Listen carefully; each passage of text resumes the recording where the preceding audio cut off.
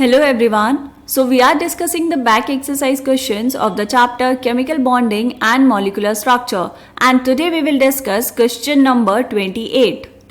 So here the question is, what is the total number of sigma and pi bonds in the following molecules? आपको दो molecules given है बेटा, आपको बताना है इनमें number of sigma and pi bonds. बहुत simple question है, कैसे करेंगे देखो. ए पार्ट चेक करेंगे बेटा C2H2, ये आपको गिवन है. अब आपको पता होना चाहिए कि इसका स्ट्रक्चर क्या होगा. देखने से पता चलेगा एल्केन है, एल्कीन है या फिर एल्काइन. जनरल फॉर्मूला हमें पता होना चाहिए बेटा. अगर आपको एल्केन दिया हुआ है तो इसका जनरल फॉर्मूला क्या होगा? CnH2n+2. एल्कीन का जनरल फॉर्मूला क्या होता है बेटा? एल्कीन का जनरल फॉर्मूला होता है CnH2n, and for alkyne general formula is CnH2n-2. Right, यहाँ पर ये 2n+2 एक साथ है तो इसको कंफ्यूज नहीं करेंगे बेटा, इसमें कोई कंफ्यूजन नहीं होना चाहिए, ये हम पहले से पढ़ा होता है.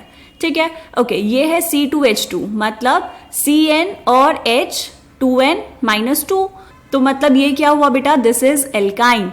एल्काइन में भी इसका अगर मुझे नाम लिखना हो तो दो कार्बन एटम्स हैं, तो बेटा this is ethyne. Ethyne molecule आपको गिवन है. इसका स्ट्रक्चर बनाएंगे, ये होगा कार्बन, ट्रिपल बॉन्ड, कार्बन और यहाँ पर एक हाइड्रोजन और यहाँ पर एक हाइड्रोजन. अब इसमें बताने हैं number of sigma and pi bonds. Sigma bonds कितने हैं एंड पाई बॉन्ड्स कितने हैं. ठीक है, देखो बेटा, जितने भी सिंगल बॉन्ड्स होते हैं वो होते हैं सिग्मा बॉन्ड. और अगर आपके पास, अगर ये सिंगल बॉन्ड है तो ये तो सिर्फ सिग्मा है.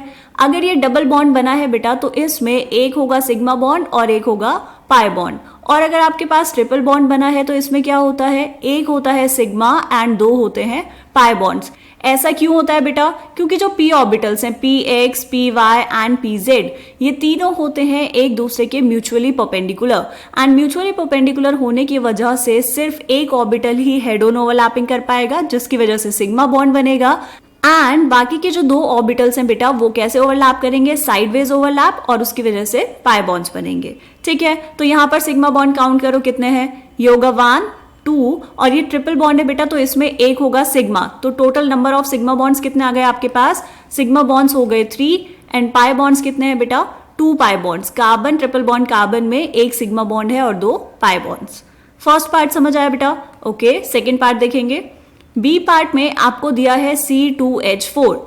C2H4 में जनरल फॉर्मूला अप्लाई करके देख सकते हैं बेटा. दिस इज CnH2n, मतलब ये हुआ एल्कीन. और आप डायरेक्ट स्ट्रक्चर भी बना सकते हैं. इसका स्ट्रक्चर बनाना आसान है. एक कार्बन और 4 हाइड्रोजन है टोटल, मतलब एक कार्बन पर यहाँ पर 2 हाइड्रोजन होंगे और एक कार्बन पर यहाँ पर 2 हाइड्रोजन. तो कार्बन और कार्बन के बीच में डबल बॉन्ड होना चाहिए. ऐसा क्यों बेटा? क्योंकि कार्बन के टोटल 4 बॉन्ड्स होते हैं. ठीक है, बना दिया आपने आसानी से.